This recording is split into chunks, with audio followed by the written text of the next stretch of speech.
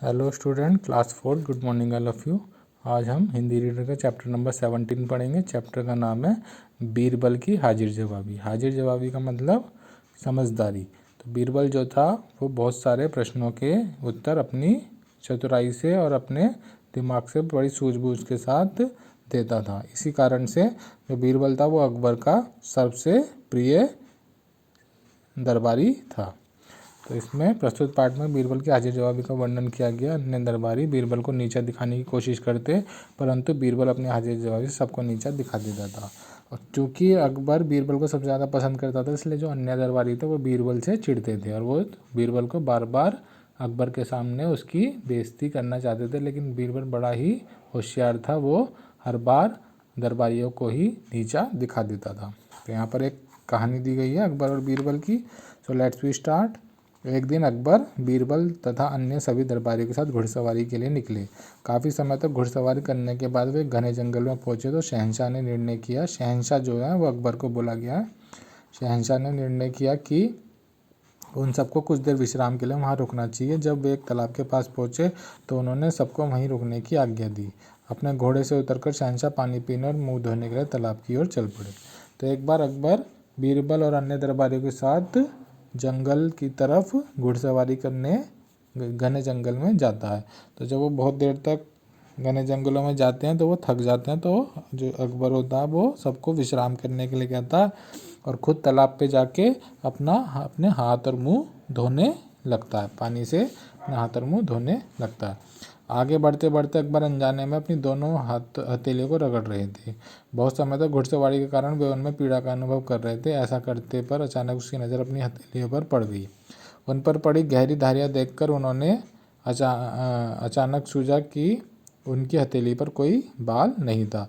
इसलिए उसी समय वे बीरबल की ओर मुड़े और बीरबल, क्या तुम बता सकते हो कि मेरी हथेली पर बाल क्यों नहीं है?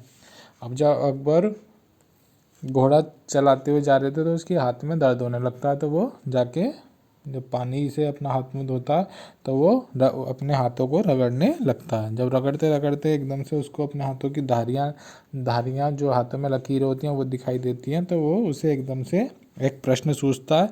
वो बीरबल से पूछता है, बीरबल, क्या तुम बता सकते हो कि मेरे हाथों पर बाल क्यों नहीं है?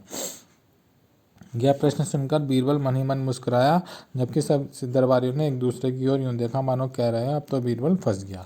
तो जब बीरबल था वो बड़ा ही होशियार था। वो जब अकबर ये प्रश्न पूछता है तो जो बीरबल होता है वो मुस्कुराने लगता है और जवाब देता है कि बीरबल ने एक क्षण सोचा और फिर उत्तर दिया, जहाँपना इसका कारण पता लगाना बहुत सरल है। आप इतने लोगों को उपहार तथा इनाम देते रहते हैं, ऐसा करते समय आपकी दोनों हथेलियाँ आपस में रगड़ खाती रहती हैं, ऐसे में इन पर बाल कैसे रह सकते हैं? तो वो कहता है, महाराज आप है ना बहुत सारे लोगों को इनाम देते हैं, तो इनाम देते हुए आपकी जो हथेलियाँ वो एक दूसरे से रगड़ खाती हैं और इसी वजह से वो जो बाल होते हैं वो झड़ जाते हैं। आपकी हथेली पे इसलिए बाल नहीं है।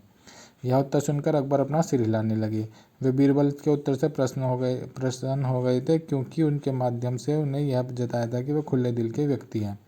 परंतु तभी उन्होंने बीरबल से एक और प्रश्न पूछा, किंतु बीरबल, तुम्हारी हथेली पे बाल नहीं है, इसका क्या कारण हो सकता है? तो बीरबल इस बार भी मुस्कुराया और बोला, जहाँपना आप इतने खुले दिल के हैं कि आप मुझे भी उपहार देते रहते हैं और मैं उन्हें प्राप्त करता रहता हूँ, और यह क्रिया बार बार करते रहने से मेरी हथेलियों से बाल रगड़ रगड़ कर साफ हो जाते हैं। यह सुनकर शहंशाह ने सोचा कि बीरबल सचमुच बड़ा ही चतुर है, किंतु उन्होंने एक बार फिर अपने उत्तर से संतुष्ट कर दिया था। तो जब बीरबल कहता है कि आप लोगों को उपहार देते हैं, इस कारण से आपके हाथ आपस में रगड़ते हैं और आपके हथेली के बाल झड़ जाते हैं। तो जब अकबर होता है वो उसका जवाब सुन के बड़ा ही खुश होता है, क्योंकि उसने अकबर की महाराज की तारीफ़ की होती है।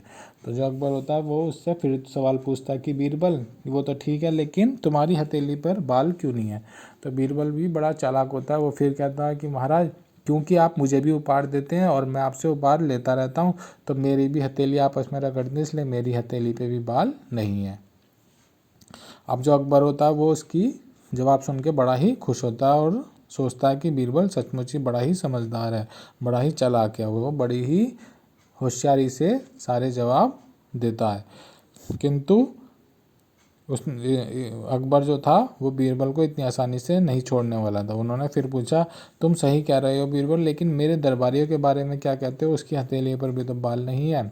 अब जो अकबर होता वो उससे फिर तीसरा प्रश्न पूछता, वो कहता वो तो ठीक है कि मेरे हथेली पे बाल नहीं है तुम्हारी में, लेकिन हमारे जो दूसरे दरबारी हैं उनकी हथेलियों पे भी बाल नहीं है, उसका क्या कारण है।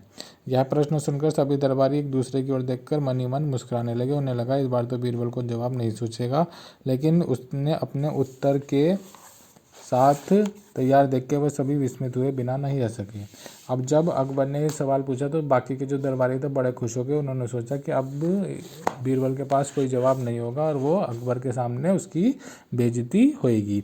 तो लेकिन जो बीरबल था बड़ा ही होशियार था, उसके पास उस बात का भी जवाब था। वो कहता है जहाँपना इसका कारण पता लगाना भी कोई कठिन काम नहीं है। वास्तव में आप अपने इस सेवक के प्रति सदा इतने उदार रहे हैं कि सभी दरबारी मारे जलन के हाथ मलने के अलावा कुछ कर नहीं पाते, इसलिए उनकी दोनों हाथ हथेलियाँ आपस में रगड़ती रहती हैं। ऐसे में भला और क्या आशा की जा सकती है, उनकी हथेलियाँ तो बाल रहित होंगी। तो वो जो बीरबल होता है वो कहता महाराज इसका तो जवाब कोई इतना कठिन नहीं है, इसका जवाब तो इतना ही है कि आप जब मुझे इनाम देते हैं और मैं आपसे इनाम लेता हूँ तो ये सारे जो दरबारी होते हैं ये जलते हैं, क्योंकि आप मुझे पसंद करते हैं और मुझे इनाम देते हैं तो सारे दरबारी जलते हैं, और जलने की वजह से ये ईर्ष्या करते हैं और ईर्ष्या करने की वजह से अपने दोनों हाथों को रगड़ते हैं, तो इस वजह से इनकी हथेली पे बाल नहीं है। यह सुनकर शहनशाह अकबर के साथ साथ उनके सभी दरबारी भी ठहाका लगाकर हंस पड़े। बात तुमने अपनी बात कितनी सफाई से कह डाली, बीरबल शहनशाह ने उत्तर दिया। तो जब बीरबल ये जवाब देता है तो अकबर बड़ा खुश होता है और बाकी के जो दरबारी होते हैं वो भी हंसने लगते हैं कि कितनी होशियारी से बीरबल ने हम अपनी बात भी कह दी और उस प्रश्न का उत्तर भी दे दिया और हमारी बुराई भी कर दी। जहाँ तक दरबारियों का प्रश्न था वे समझ ना पाए कि वो अपने चेहरे कहाँ छुपाए। वह यह बात कतई भी स्वीकार करने को तैयार न था कि बीरबल ने उन्हें नीचा दिखा दिया था।